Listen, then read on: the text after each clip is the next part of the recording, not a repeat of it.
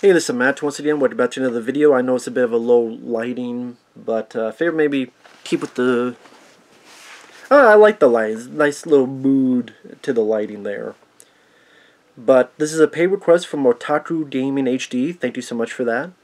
And for those interested in requesting pretty much any type of videos, topics, reactions, reviews, re-reviews, randomness, out of blueness, whatever it may be, feel free to send it either directly to my PayPal or join my Patreon. Both links are down below in the info box.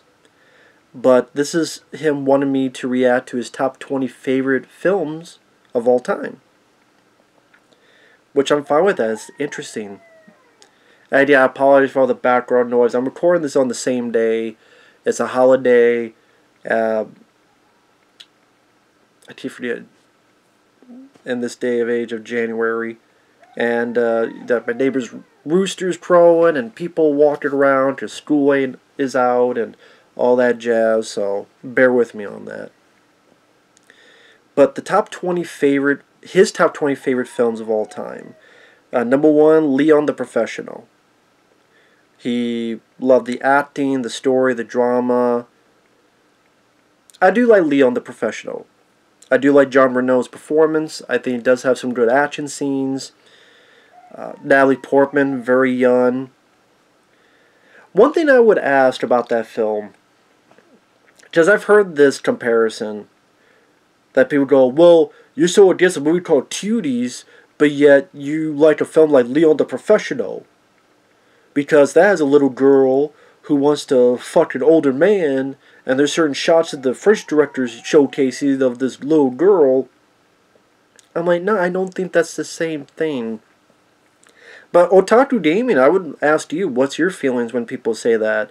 When they compare this film to like Cuties, like, well, that's a film where a girl wants to pretty much have sex and she tries to seduce the guy, and they use this little girl in this fashion, and I'm like, is it the same? Is it not the same? Instead of giving my opinion, I ask you, the viewer, so that my opinion doesn't change any other's opinion. If you like Leon the Professional, how would you argue against people saying that? Please say in the comment section. I'd be very curious to hear that. But I do like Leon the Professional. Number 2, The Changeling. This is the one which Clint Eastwood directed, Angelina Jolie starred in. I haven't seen the film. It does seem like a very long movie. But you mentioned he liked Angelina Jolie. He liked how Clint Eastwood presented the 1920s LA scenes. That's cool. I never saw The Changeling, so can't tell you anything about it. Number 3, Battle Royale. I like Battle Royale. That's a movie that's definitely pretty crazy. Very young kids of a school brought to this way to have to kill each other to survive. And this sort of Running Man, later on, you Squid Game, like that type of thing, only a bit more violent. But it's definitely an interesting film. It's definitely a film that's pretty ballsy for what it did. And how do they form alliances? Do they not? Do they betray each other? Do they not? It's definitely a movie when it started. It keeps you invested to see what the hell's going to happen next. So it's a good choice. Number 4, Miracle Mile. Very cool to see that on the list. Apparently my neighbor's rooster, he agrees with that choice too. I like Miracle Mile quite a bit. Came out in the late 80s, starring Anthony Edwards. I remember when I first saw that, I didn't know what it was. I think I was flipping through, and I think I was flipping through cable, and it was this. It must have been serendipity, because when I was flipping through cable, the first scene I saw was him at the phone booth. Because Anthony Edwards is at the phone booth, and he gets his call, because the guy was trying to call someone else at this payphone. And so, oh no, I mean, this phone was ringing, I just picked it up. Who's this? And the guy pretty much tells him that the world is going to end. And there's going to be nuclear destruction. And then it's that, do you believe it? Do you not believe it? What do you do? chaos spreads, word of mouth spreads, and that question of, was all this bullshit, and did he inadvertently cause all the destruction by spreading this gossip? Or is it really the end of the world? Or at least the end of that city. And it's kind of like an After Hours, where it's this guy in one night with these all eclectic characters that Anthony Edwards meets. One of them is, I think, Michael T. Williamson. I think that's one of the people he meets. Brian Thompson from Cobra is another person he meets. But it's also a love story. It's definitely an interesting ending. I don't want to give it away for people who haven't seen it. But yeah, Miracle Mile is a very...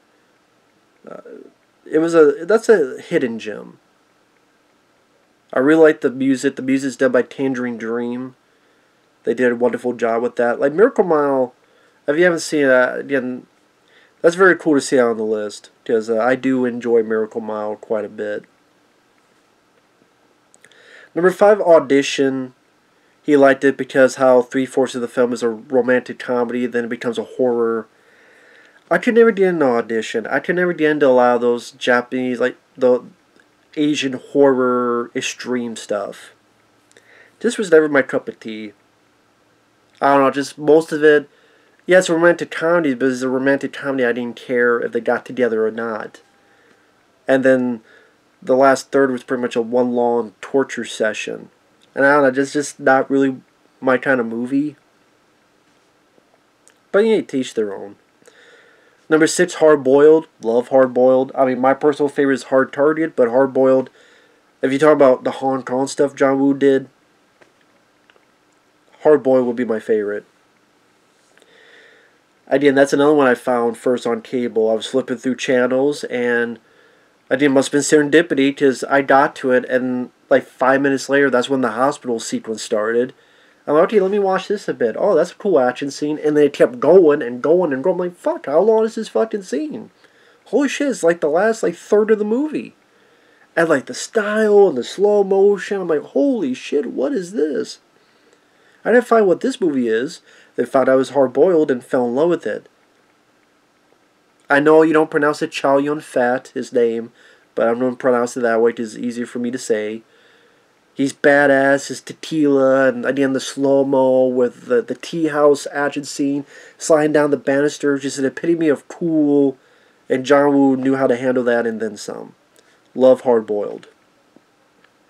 The next one I do not, I will say. Number 7 on his list, because so far on his Otaku Gaming HD's favorite list, 1, Leon the Professional, 2, The Changeling with Angelina Jolie, 3, Battle Royale, 4, Miracle Mile, 5, Audition, 6, Hard-Boiled, 7, Haywire. That's the one with Gina Carano. He says, I don't understand why people think it's boring. I do think it's boring. I think Steven Soderbergh does not know how to handle action scenes. I think he does not know how to handle a pacing of an action film. Yes, Gina Carano, is cool to see her do her fight scenes, but they still come off, not because of her, but the way Steven Soderbergh directs it, it comes off as kind of cold. It comes off as kind of lack of emotion. I don't know, just the way with... Steven Soderbergh just does not have the directing style, in my opinion, to make an action film work. And I found it overlong. There's some good actors, but at the same time, I think they're wasted on parts that anybody could have played. That's what it seemed like. And sorry, my body revolted thinking of Haywire. My body's going haywire thinking of it. It's like Steven Soderbergh thought he wanted to do a PM Entertainment, like, action film. Or a film back in the day where you had, like, Lionheart or even, Above the Law and The Perfect Weapon, J. Speakman. I'm going to do that kind of film. But then, let me just cast all these famous people in these superfluous roles. Like, there's Bill Paxton. There's Michael Douglas. There's Antonio Banderas. I think he was in it. I could be wrong. But then they're roles that really are... There's nothing to them, kind of below their pay grade. Way below. And Gina Carano, they fucked with her voice. So it's not really 100% her voice. She even mentioned in an interview how they fucked with her voice, so I can't even garner Gia Tron's performance because what they did with that voice. So, I don't know, Haywire wasn't my cup of tea. Now, number 8, I do enjoy, The Punisher from 2004. I saw this in the theater. I really enjoyed it. And he says it's his favorite comic book movie. It's a choice I don't know if it'd be my favorite, but I love that choice, though.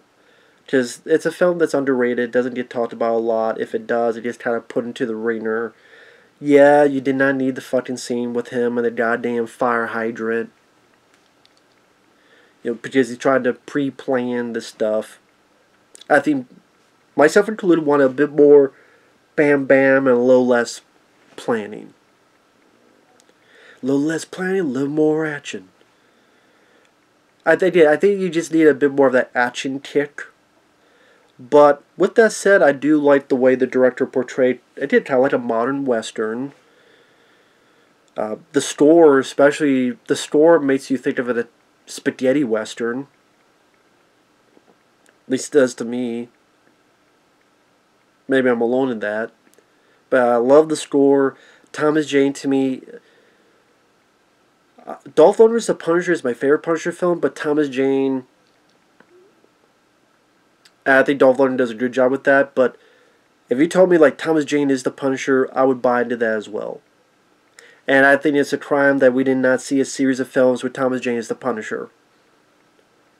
And so that's another thing. If people say, what's a film you wish you had a sequel? I always forget these choices when that comes up. But Thomas Jane's sequel of The Punisher. A sequel to Thomas Jane's Punisher with Thomas Jane in it. That's a complete missed opportunity. Completely missed opportunity. Because I think he invoked the spirit of Frank Castle.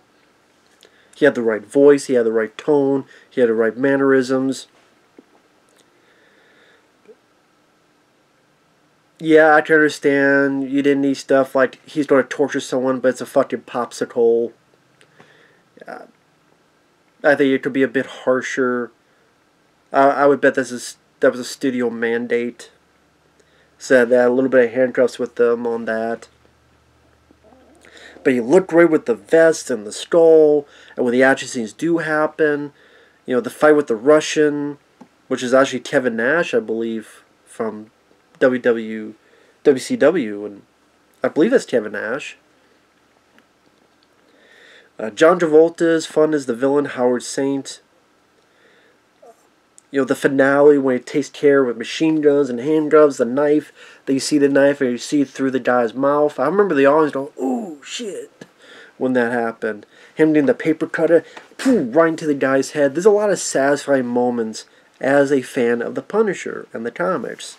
So I do think it did the character justice. Yeah, they changed the background, but I thought, because here Frank Castle used to be, what was it, an FBI, and it was in Miami, but that didn't bother me. That really didn't bother me as much as it did with other people. And yeah, The Punisher of 2004, I think, is a bit underrated. Fun film.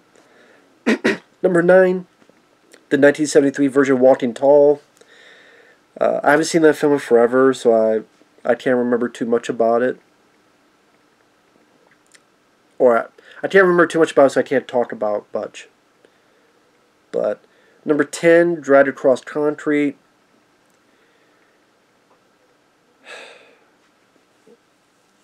That director, S. Craig Zahler, I saw my friend Mike, whose channel is OCP Communications, I saw his review of Drive Across Country. I'd never want to see that film, even for a paid request, because number one, it's fucking long.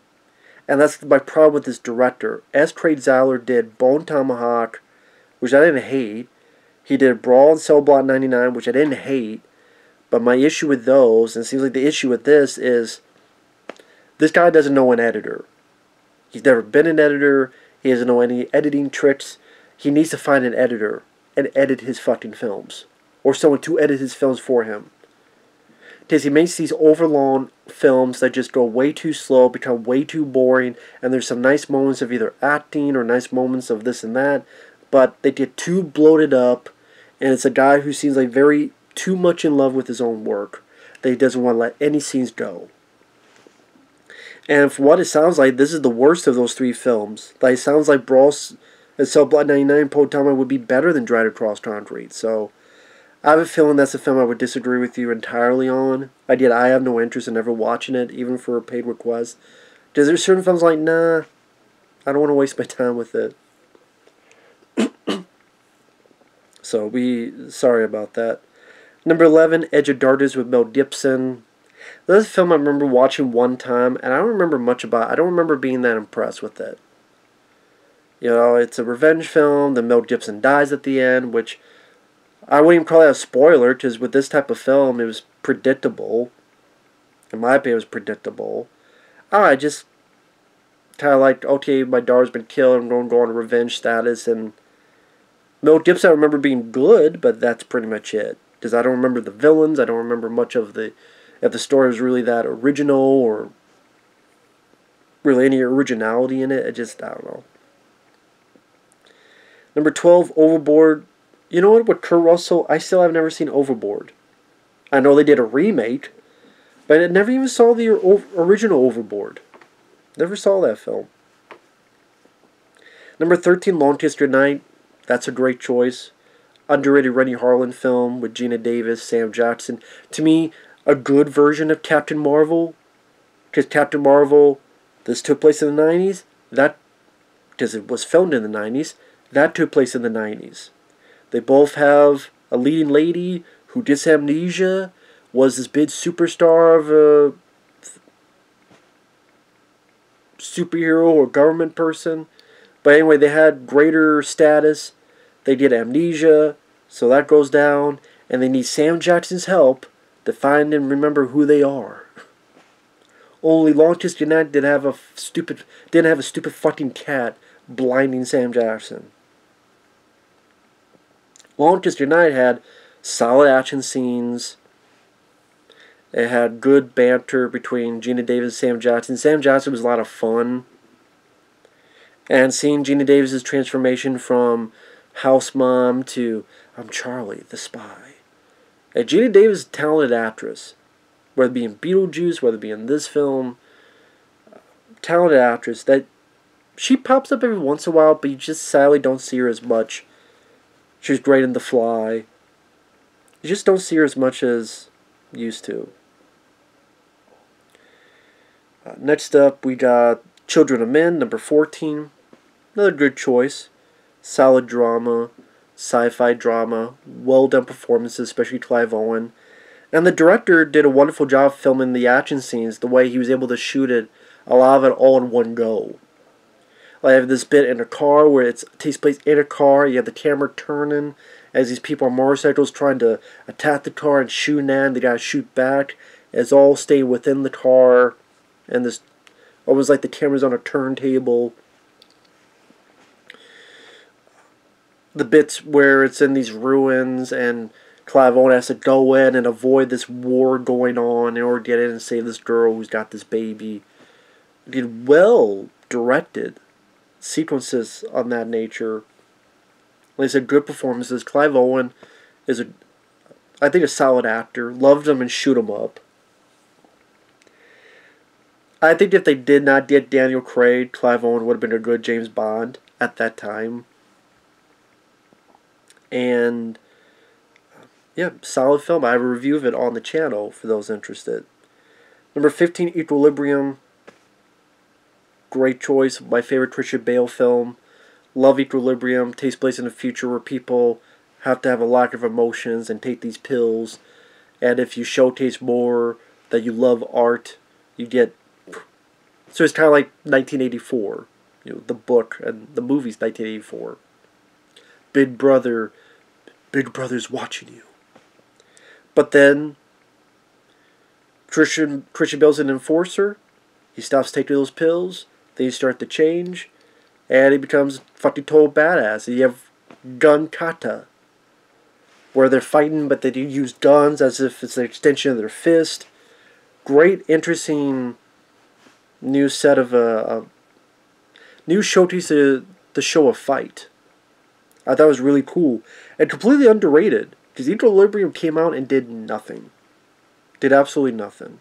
So, if you like action films, and yes, my favorite Christian Bale film, Equilibrium is definitely would be up your alley for anyone out there watching.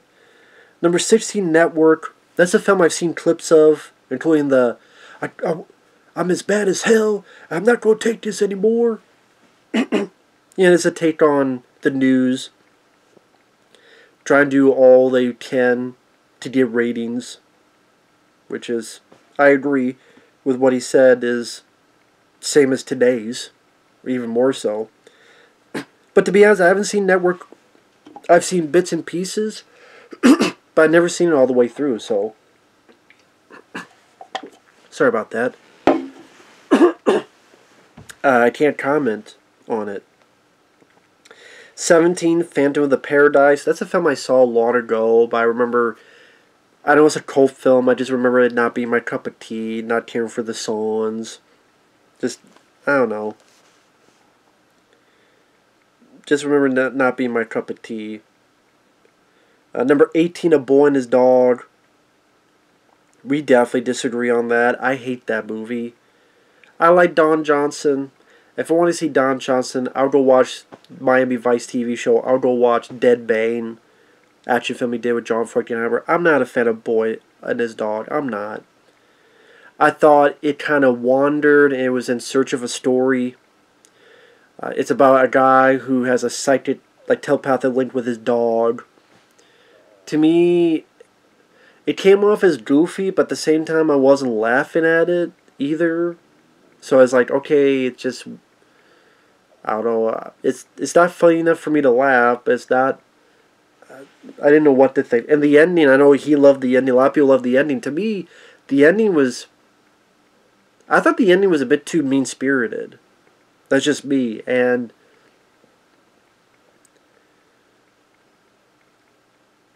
I want to like the character, and then it's like his actions and everything in between is like, I don't give a shit about this character. I really don't. And just unlikable people. And for me, there's just a lot of other better sci-fi films out there. Just I barely remember the film. That's why I'm being vague on it. And the bits I do remember are stuff I didn't like. So I didn't teach their own on that. Number 19, Stonehurst Asylum, which I never heard of, but I guess it says Kate Beckinsale is an adaptation of a Edgar Allan Poe film. It's PG-13. It's directed by the guy who did Session 9, so that's cool. Yeah, I'm not sure if this would be my cup of tea, but okay, that's cool. Number 19 on your list, Stonehurst Asylum. And number 20, Somewhere in Time, with Christopher Reeve, where it's like it's more of a love story, but it deals a little bit with time travel as well. And yeah, I haven't seen it. It doesn't seem like my kind of movie. That's not everything is going to be everyone's cup of tea of a movie. So, but I can't comment on it. So, hey, Leon the Professional. Again, that question still stands for people. I mentioned at the beginning, people make a comparison between that and Cuties. Let me know what you think in the Otaku Gaming yourself. Let me know in the comment section, man. Miracle Mile, love that film. Hardboiled is a classic. Punisher 2004, definitely underrated. Law Good Night, another underrated film. Same with Equilibrium. Some good underrated choices in there. Very cool. And thank you for the request. So with that said, thanks for watching. Take care. We'll see you guys later. Bye-bye.